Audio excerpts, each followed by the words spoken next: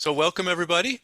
We're going to be hearing about the Savoir Vivre barge cruise in Burgundy, and we're going to be hearing it directly from the horse's mouth, so to speak. We're going to hear it from James, who's right now in England, but he owns the Savoir Vivre barge, and we've been working with him for a number of years now with really amazing results. We just hear rave reviews from our clients who've done this, and they've been great to work with.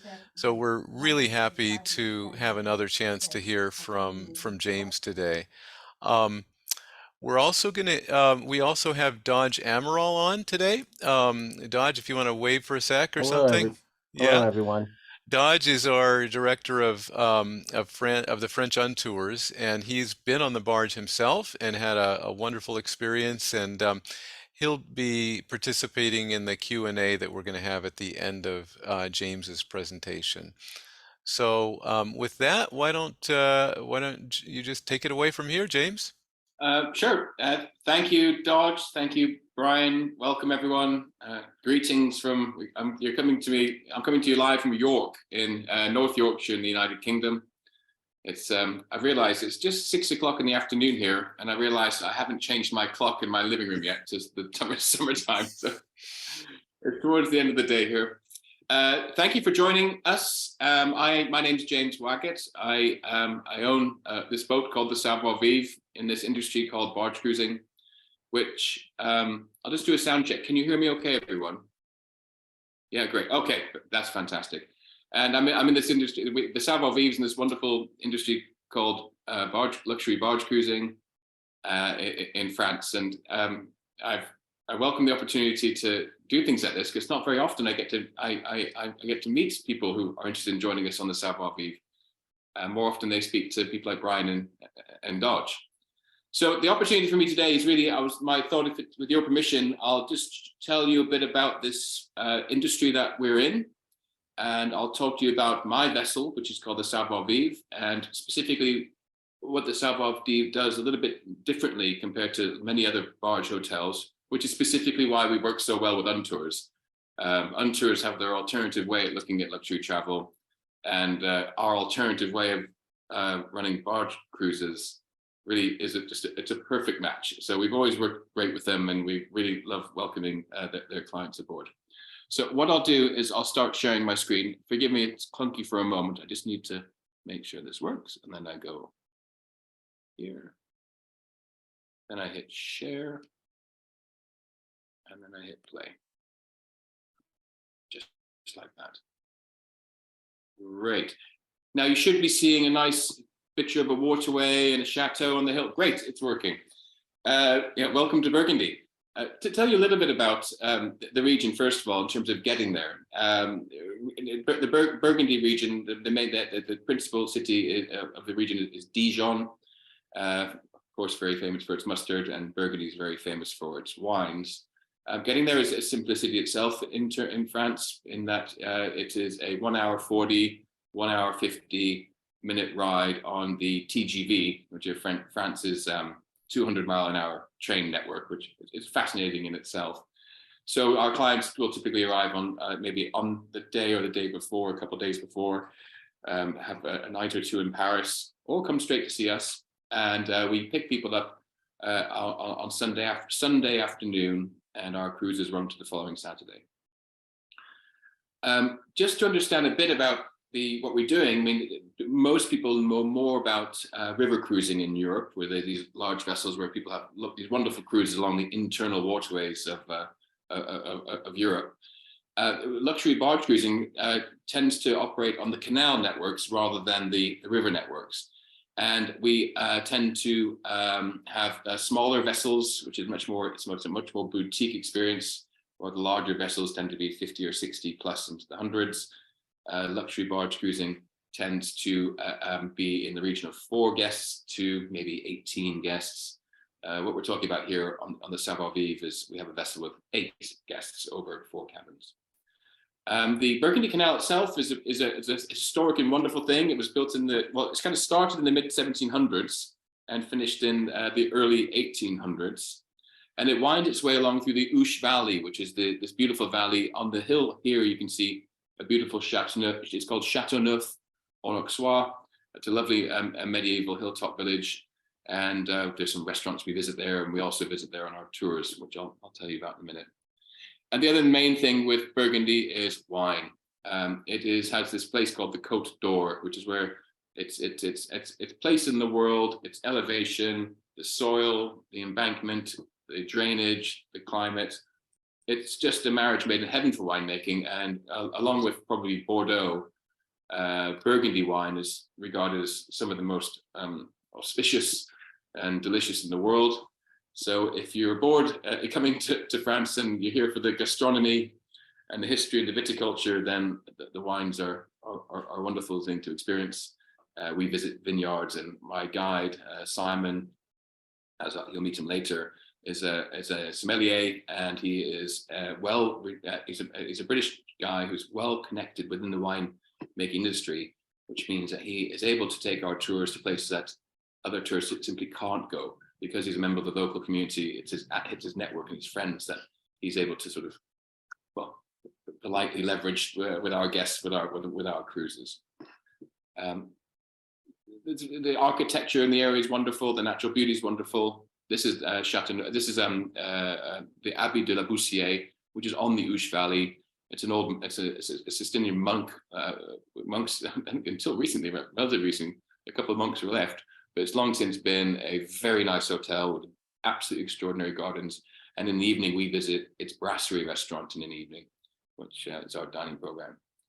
And as you cruise along the canals of Burgundy, you go through every now and again, depending on the lie of the land, every few minutes or every now and again, you come to a lock, and every lock was manually operated. And these canals were built as the highways and the railways of their day. So each lock has a lock keeper's cottage, and these have become a familiar sight. You can see there, that is lock number 54 on the Burgundy Canal. So maybe talk about barging. Let me tell you traditionally the sort of what happens in luxury barge cruising, and then I can maybe kind of drill into the difference that we do at the Savoir Vivre. Luxury barge cruising started, I think, in the 80s. And it was sort of a bit of a hippie trick kind of thing. Some guy converted these old barges, and they put some bunks in, and you could join these barges and cruise around and just have a very, very, very casual experience.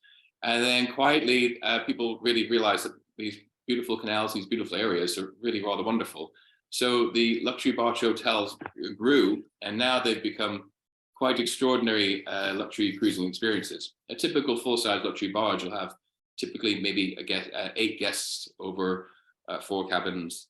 And you'll also have the services of 2 hostesses, a private onboard chef, a pilot, a captain, and a matelot deckhand. And these typically for 8 passengers, you might expect them to be upwards of $40, $50, $60, and even $70,000 a week for 8 passengers.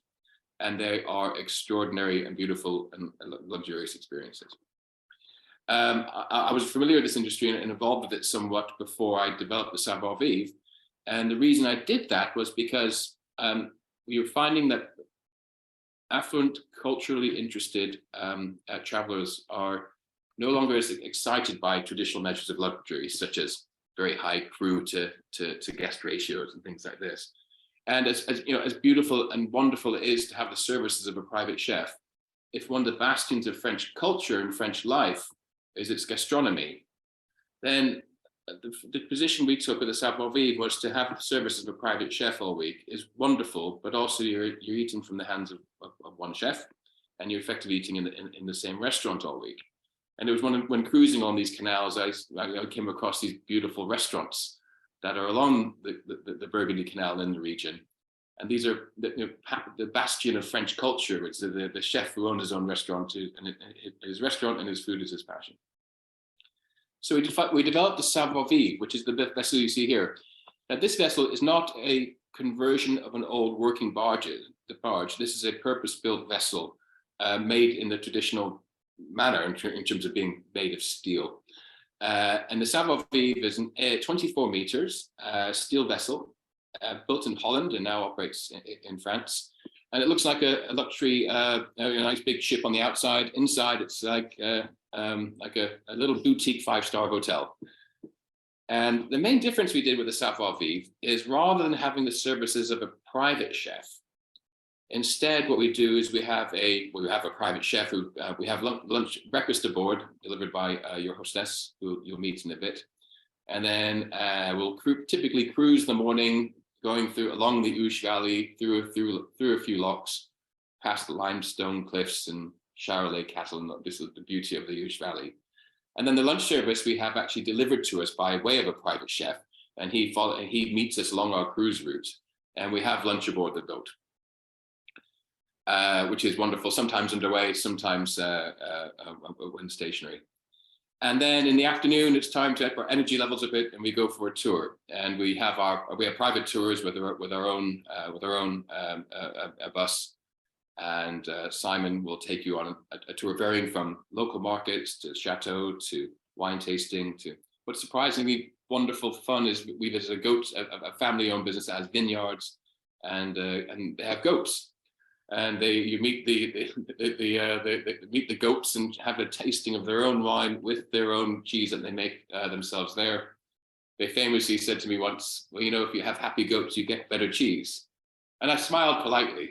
And then they started showing me their press releases in the restaurants, the Michelin-starred restaurants that take their cheese. And I realized there's truth in that fact. So, and our afternoons are varied and interesting, all except typically we go to the Dijon market, which is an extraordinary, beautiful market twice a week. We visit them on a Wednesday, and then that morning we get up in the morning, and after breakfast we go on our tour, and then we have an afternoon cruise. It's in the evening, so this is very much the luxury barge cruising way. It's indulgent, it's interesting, it's fun. We only have Burgundy wines on the boat, so you'll enjoy Burgundy wines all the time. The French cooking, and then in the evening, rather than having dinner aboard the boat again, instead the Savoir Vivre way is to instead visit different authentic local restaurants each evening. And in so doing, we are kind of immersing ourselves in the French culture, in gastronomy, eating French food with the French in an authentic local auberge and restaurants. And we have a kind of a curated list of varying styles of restaurant, from the very opulent to a wonderful auberge called the Laurie du Bois, which is a traditional Britannic creperie, which is, we think of crepe as Grand Marnier and a bit of Nutella, but it's a gastronomy class in itself, and it's an alternative and interesting way of dining in France. All the way over to the Abbey I showed you before.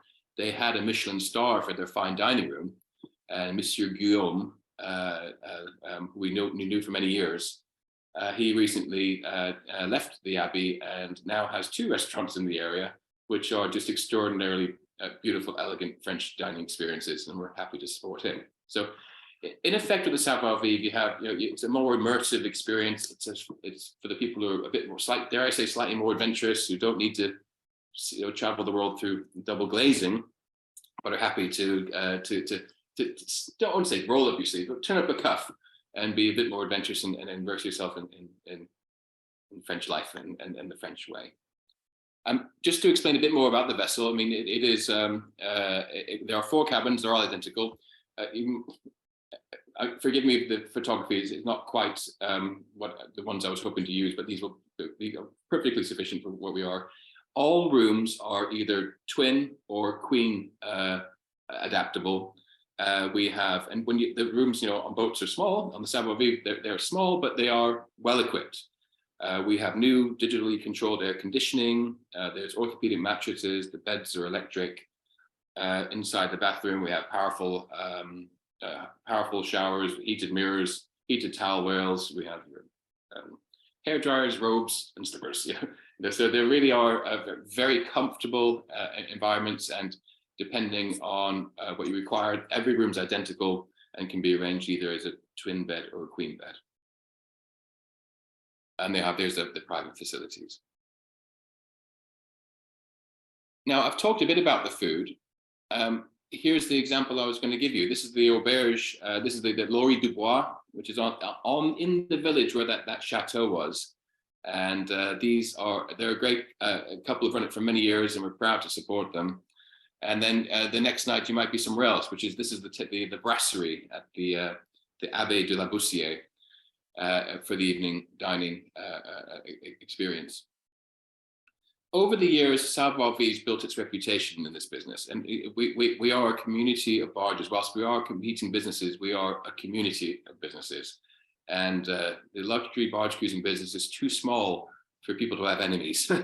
And really, what we do is we really respect the heck out of each other's business, and the Savoir Vivre has earned its reputation in our industry far beyond our sort of our relatively modest rates. I mean, all of this, by the way, in a very inclusive basis, rather than the 50 or 60 or 70,000 for the very luxurious palaces. Our current rate is $34,000 a week for 8 passengers. And that's on a completely inclusive basis, including all wines on the boat, all food, and the restaurants, and even the tips at the restaurant. So there really isn't anything save for the crew gratuity that you can expect to spend. And we've done this by doing it our Savoir Vivre way. For what it's worth, for those who don't speak French, the term Savoir Vivre, S-A-V-O-I-R, and then V-I-V-R-E, it literally translates as a knowledge of life. But really, it's like all good French, there's these wonderful words, that 2 words encapsulate the entire feeling, which is, it's about living life with good manners and wisdom. And essentially, really, it's about good manners. And to that extent, the Savoir Vivre is a very popular vessel on the canals, because even the locals know that we're the boat where the people who come aboard visit our restaurants and support our local businesses and support the local economy. So it's one where we're the tourism business, and you're here to have a nice time and really focus on your experience. But something that comes with running a business with the style that we run with the Savoir Vivre is that it's become something a little bit more, perhaps, where you're actually, because of our sort of sustainability and contribution to the local economy, that it's really become rather a well-liked and, dare I say, loved experience by everyone, both in the industry and the area and our clients. Perhaps more important than the boats, and I'll finish off in a few minutes here, is the people. Like I say, when you go to these, this is one of the chefs. Forgive me, the name of his restaurant escapes me. One of our chefs for his restaurants right next to the canal, and these are impassioned people who operate from a position of love, and they enrich the experience for everyone on our cruises, and specifically these guys. And these are the crew of the Savoir Vivre. Really, on the top left, the most important person here is the guy on the top left, who is Richard. His family have been involved in barging. His parents were involved in the very first luxury barge hotel. One of his brothers owns a barge. His other brother runs barges, and he runs my barge, and it's in the blood. And his nephew is currently learning to pilot a barge. He has taken Savoir Vivre and made a 90-ton barge fly. He's an engineer. He's a captain. He's a pilot. He's an exceptional comedian. He is a professional. He's a host. Really, the way I regard it is Richard's more important than the boat in this operation now.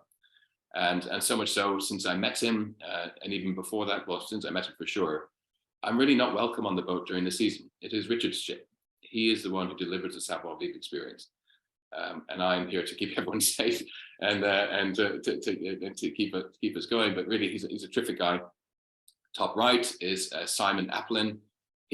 Simon and his wife Laura have been working for us for about 10 years now, and they are expert guides from the region. They've worked on other luxury barge hotels, of course, and they're British, but they've settled in France. And he has these extraordinary tours where he knows he's able to take people that just a little bit under the veil of what Burgundy might be available to people visiting Burgundy without his contacts and his charm. He's a terrific guy, and he's going to be our lead guy this year. And then in the bottom is your host, and this is Lindsay. Lindsay's joining us for the first time this year, and she is also British. Richard's French, and the other two are actually British, but they're expats. And she lives on the Ouche Valley, and she has worked. Her CV is like a who's who of these very nice luxury barge hotels: the Amaryllis, the Prosperity, the Grand Cru. So she is a consummate professional. She's charming. She's chatty. She's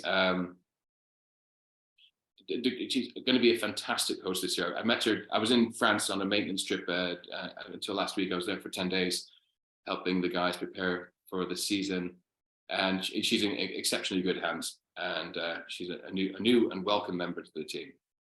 So these are the guys. I mean, I often say in tourism, what we say is we sell people what they want and we give them what they need. On a certain level, Savoir Vivre is one of those, I think. We certainly, you are in the best of hands. You are on a vessel with, you're very comfortable. The food is delicious. But something about barge hotels, after a few days, when my friends go aboard, I say, how are you doing? And the first day they say they're relaxed. And then by Wednesday, they don't know what day of the week it is.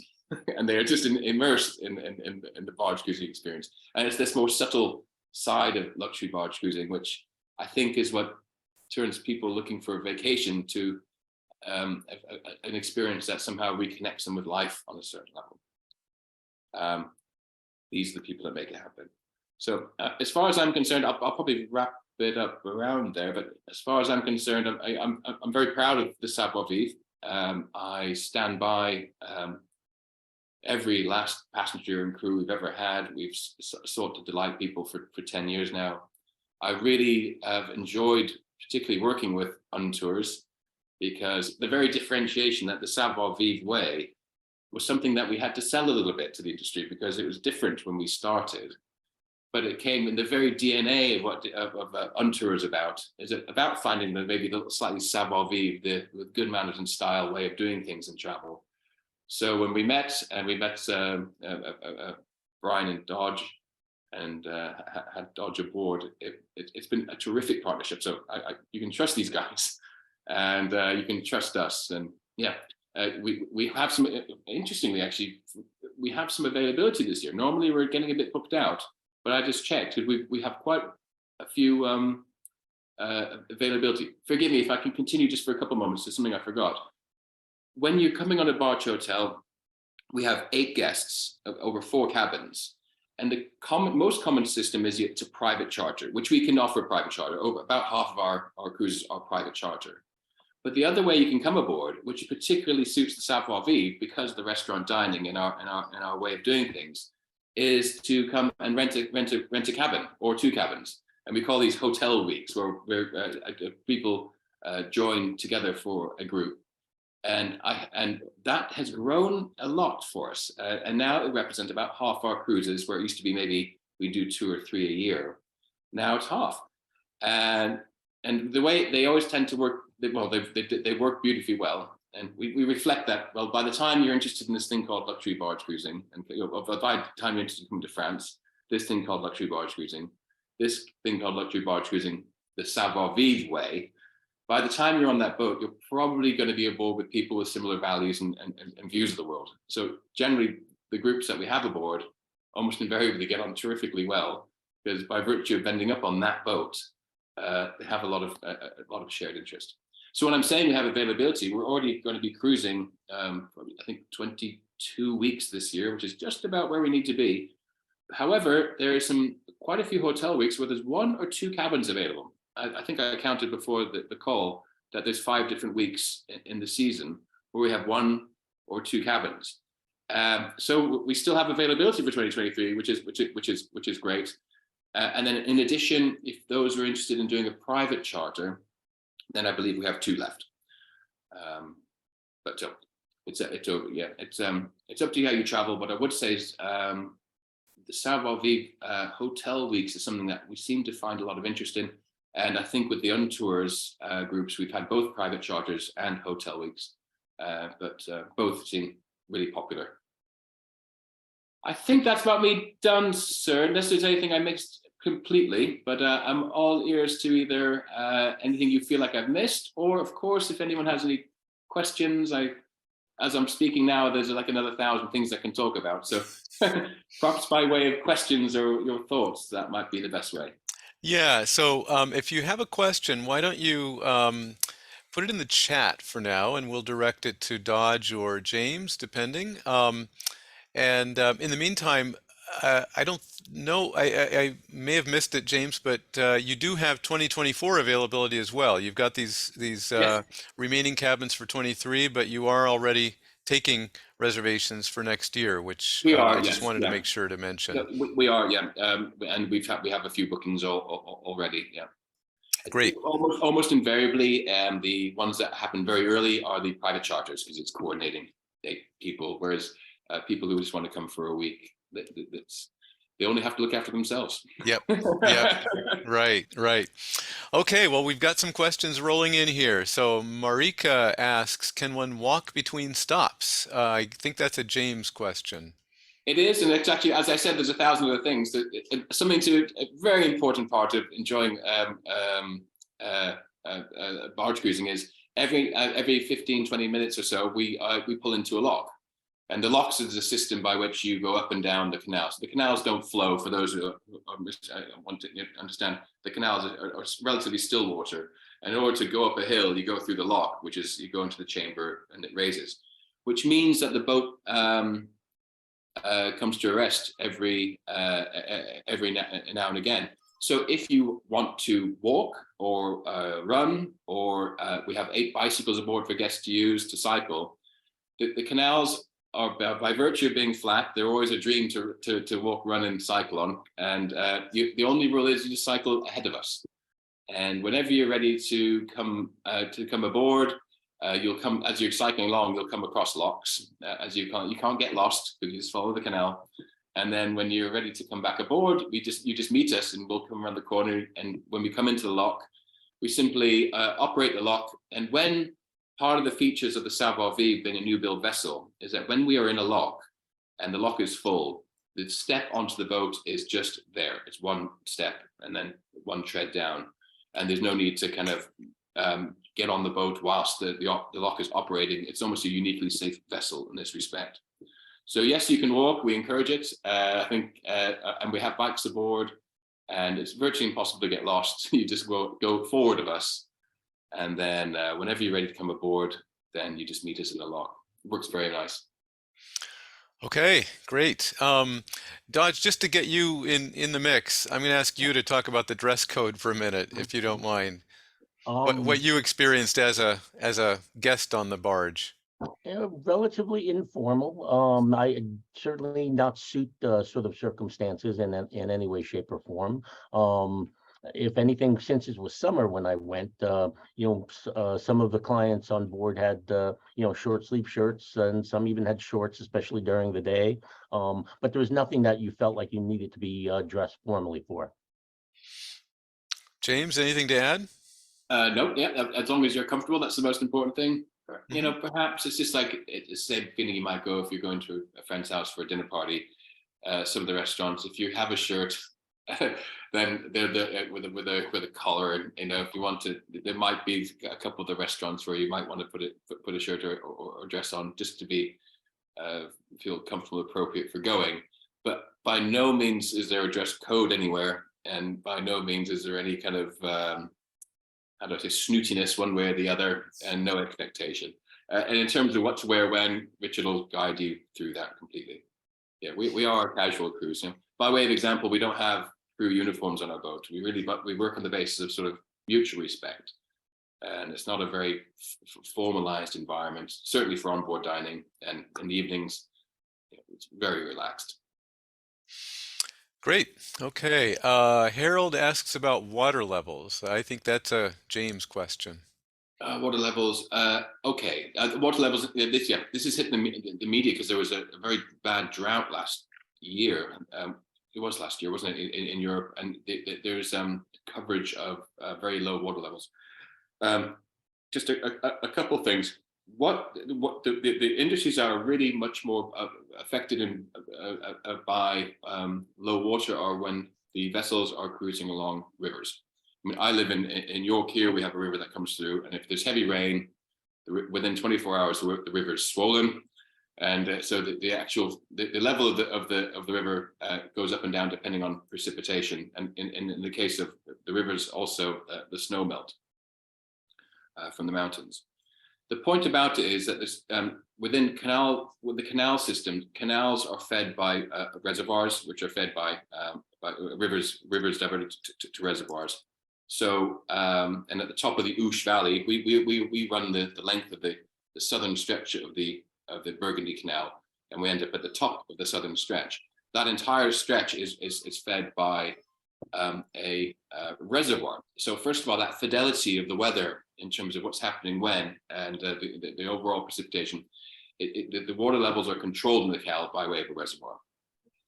Now, what can happen is if the reservoir gets low, in which case there's several stages and several things that the VNF, which is the authorities that manage the waterways, can do. And one of which is to reduce the level of the water in the canal. So essentially, the depth of the canal is called the pound. The depth of it, and the depth of the pound is what they can vary. And essentially, what they do is they reduce the water level along the canals and therefore in the locks. And this has two effects. First of all, it means that as the locks are operating, they are using less water for every lock operation.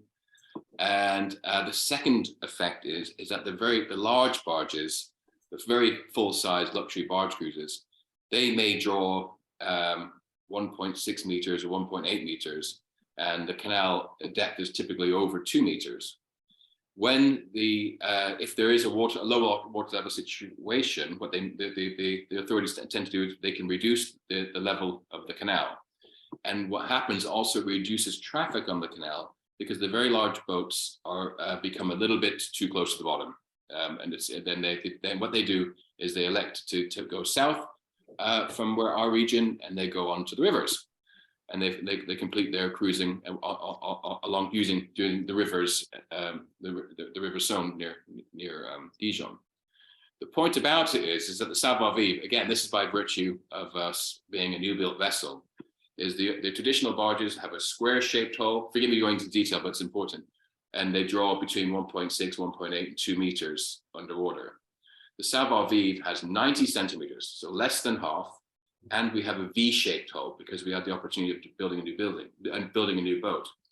What it means is that as the water level is maybe reduced on very dry years, we're unaffected, because none of the water levels that they may change it to are something that affect the Savoir Vivre. So water levels are an interesting topic. They're a dynamic topic, rather similar to what like snow is to skiing, I suppose, is that it is the weather, but it's critical factors within which are benefit to barging is that the canals are reservoir managed, as opposed to relying on precipitation and snow melt. And it's a managed process, which rather than just being at the behest of the weather, the water level is the water level. It's managed by the VNF, so they can see what the reservoir levels is at the beginning of the season, what rainfall there's been, how far we're into the season, and they're able to manage it to make sure that the canals can stay open. And they do that by reducing this water level, which is something that simply never affects us. So, of course, nature is nature, but in terms of the stability of operations that we have in the Savoir Vivre, we're really fairly well placed, frankly. And by the time the Savoir Vivre has a problem, everyone has a problem. And luckily, it's something that hasn't affected us. Okay. I noticed that I missed Carla's question. Do you have bikes? But I actually skipped over that because James had already mentioned that you do have bikes. So We have 8 bikes on board, yes. yeah. Deborah asks about gratuities.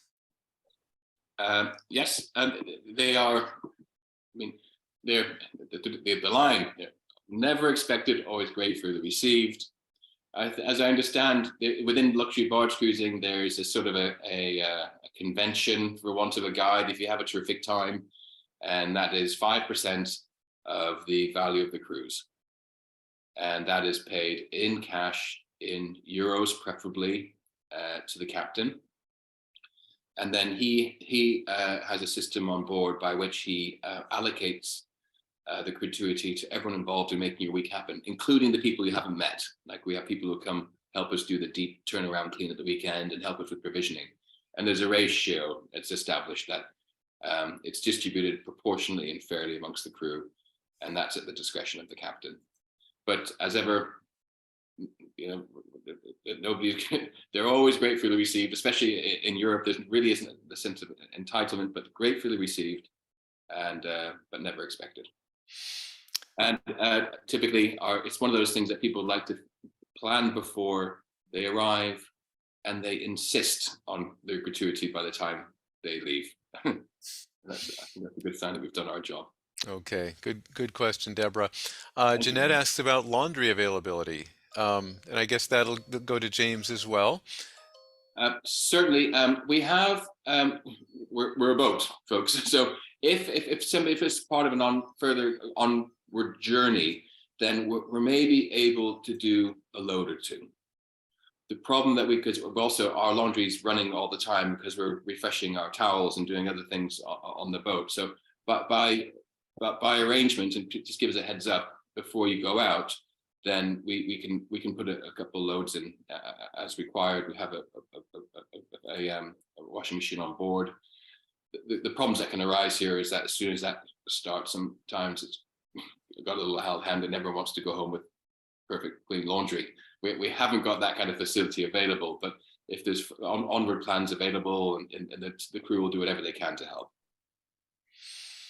Okay. Are there outside spaces on the boat to relax? And would you have a photo of this? I'm going to ask Dodge to weigh in on that. This is a question from Lisa, just on what outside spaces you liked, and James can talk about the photo later. Well, there's apparently two. In fact, I never went to the aft one, as they call it, just the one in the back. But chairs, nice little kind of wooden deck. But yeah, there's very much outdoor space. And very often when I was there during the summer, we'd open the doors so that outdoor and indoor, unless of course the air conditioning is on. And the air conditioning is very good in case the weather is hot and you don't want to be outdoors.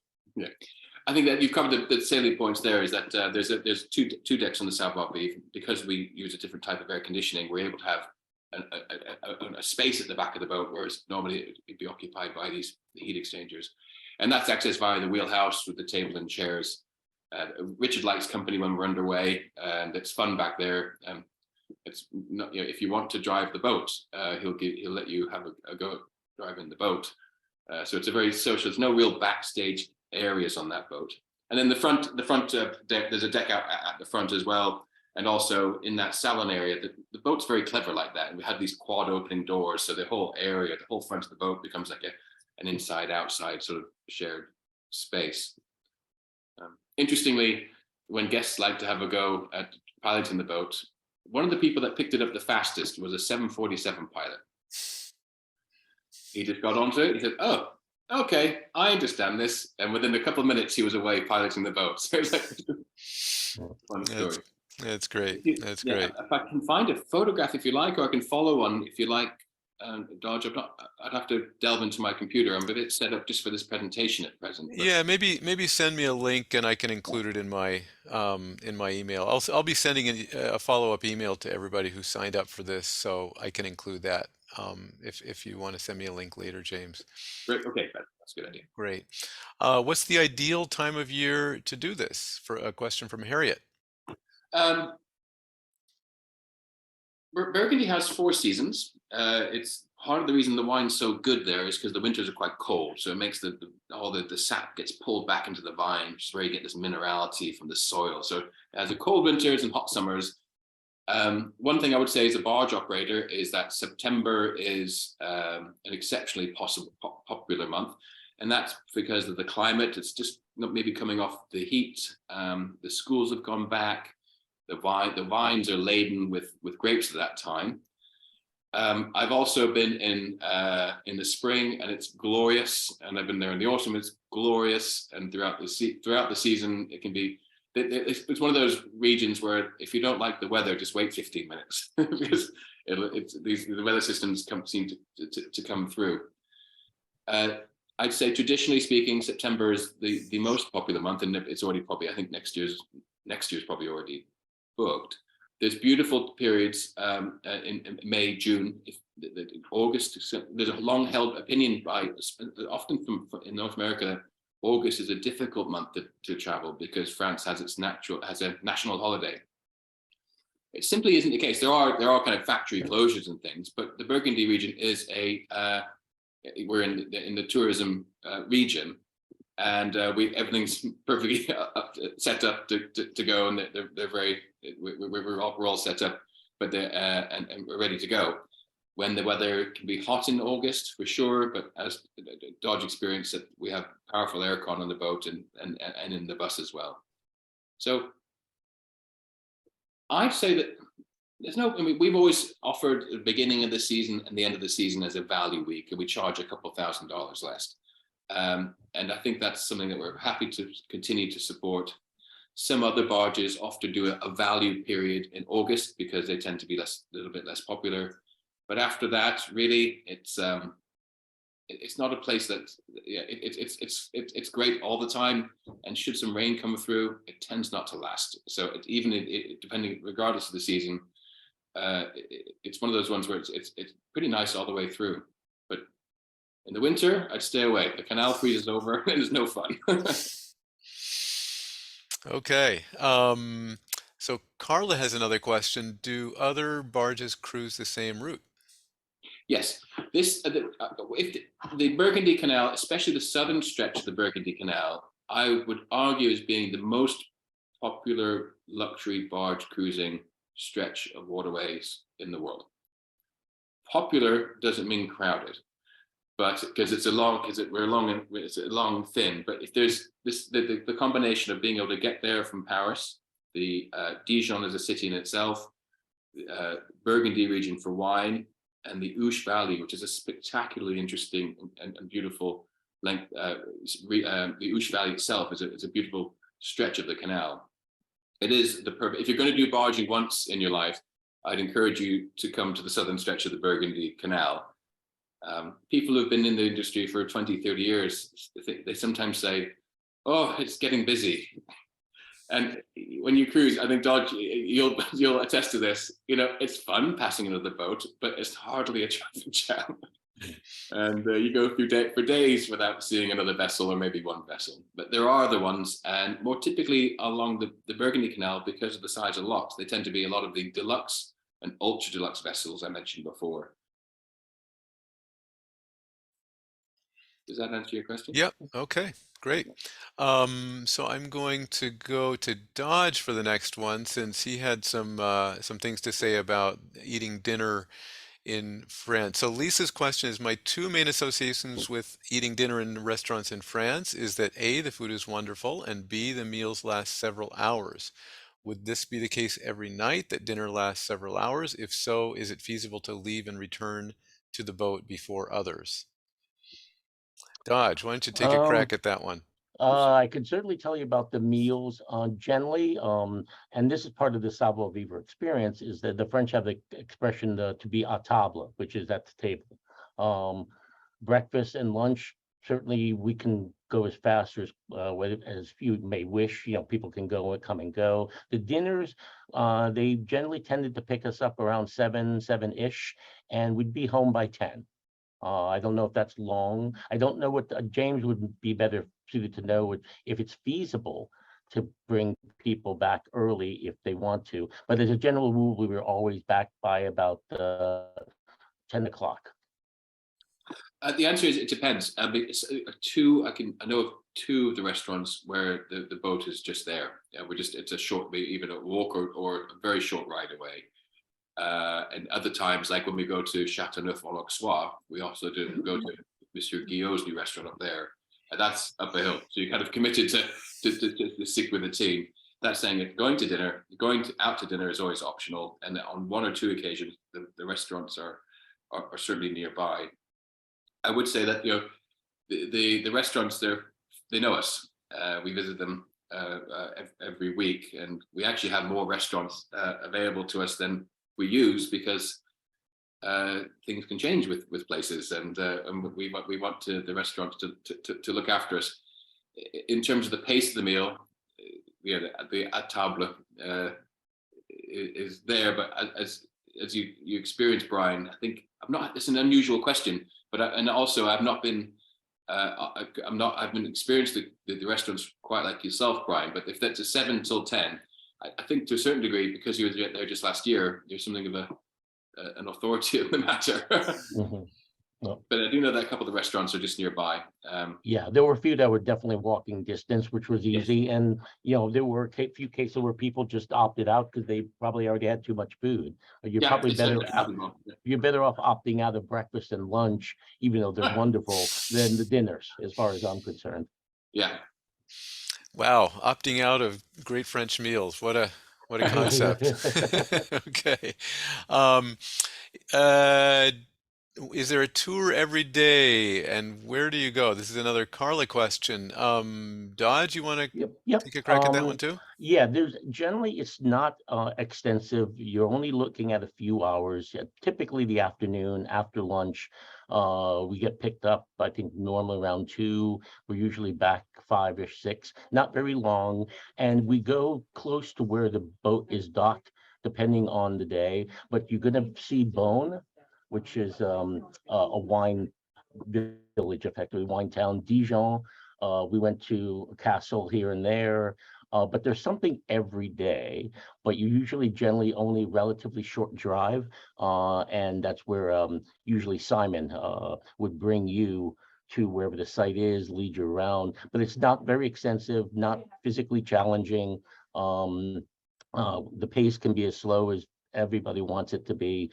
But every day there is at least some excursion, except for, of course, the Sunday you arrive and the Saturday morning when you leave. Anything to add, James? No, yeah, and what I just say is the variety of the tour. We sometimes we've had people say, "Really, I'm really interested in wine, and we'd like to focus on wine for the week." And what we've learned over the years, like there's an abundance of wine. If you love wine on the boat, we have Burgundy wines on the boat, and we visit the vineyards. We go to Beaune, which had the Hospices de Beaune, and also a very famous winemaking region. And we also visit the goat's cheese and taste some wine, and then we go out to the vines and taste some wine. And then we also have some wine when we go to Dijon. So what we generally find is, even when people say, "Really, I'm not so interested in, I'd like to have maybe a wine focus," within a few days we normally revert to our program. It's beautifully balanced. I think Richard's comedic line when people have asked, like, "Can we change things?" Said, yes, you can change things, but it won't be as good. You spend the last 10 years kind of really, and Simon and Laura particularly, curating a program that just really it works every day of the week. Do you understand where I'm coming from, Brian? Sorry, Dodge. Yeah, it was a nicely curated week. Yeah. Very much so. And that's Laura and Simon have really invested in that. So yeah. Okay. Susan asks about gratuities off the boat. Yes, great question. The main opportunity to offer a gratuity would be in the restaurants, and because of that whole situation that we're covering the bill, we do the gratuities ourselves. So the gratuities in the restaurants are included. Just for what it's worth, I don't ask the restaurants for a discount, and we always take, well, depending on, as long as the service is good, because we don't want to be a familiar face, and that's, we want to support these businesses, but also we don't want them to say, "Oh, it's just another Barge group." We are fully paid up customers of theirs, and we know the owners of all of them personally, so we're proud and happy to support the business, but it includes the tipping. We cover that. Great. Dory asks, do you get to choose from options versus a set menu at meals? Dodge, you want to Yeah, respond to usually there are choices. There's a menu you go through and you pick what you want. And so there's variety. There's no like preset menu, unless the restaurant might have only like 2 or 3 entrees, 2 or 3 main plates. Depends on the place. Probably the best meal I did have was set menu, in the sense it's an auberge. Basically, auberge is where they cook a set of things that everybody eats, but there was such variety, and the fact they was such wonderful food. We were all happy, but you do get choices. And of course, for breakfast and lunch is usually quiches, salads, of course, bread, cheese. So certainly a great variety. But yeah, you could definitely pick what you want to eat generally for dinner. I know you're talking about the Auberge Gourmand in Fleury, and he's an extraordinary guy. Yeah, he's a friend of the boat. This guy worked with Gordon Ramsay in his days in London at the Savoy, and he is so spectacular. And the other real standout chef is Monsieur Guillaume, who was the Michelin-starred chef, who now has his own restaurants, and we're supporting 2 of them. So yeah, gastronomy awaits. Okay, this has been great. Really Yeah, great thank you. questions, folks. Thank you so much. We have we're here to take your calls if you have other questions. Dodge is here, and we'd be happy to talk with you about reservations. I'll be sending you an email afterwards with a recording link. So if you missed the beginning, or if you missed part, or you had to walk away, you can get the whole thing. Or if you'd like to share it with a friend, feel free. With that, I just want to thank everybody, and we'll see you next time, or maybe one of us will see you on the Savoir Vivre one day. Mm. All Thank right. you, Phil. Thanks for coming. Thanks for the Thank you. opportunity once again. And yeah, looking forward to see you aboard. Mm. All right. Take Bye-bye, care, Thank you. everybody. everybody. Thank you. Bye, everyone.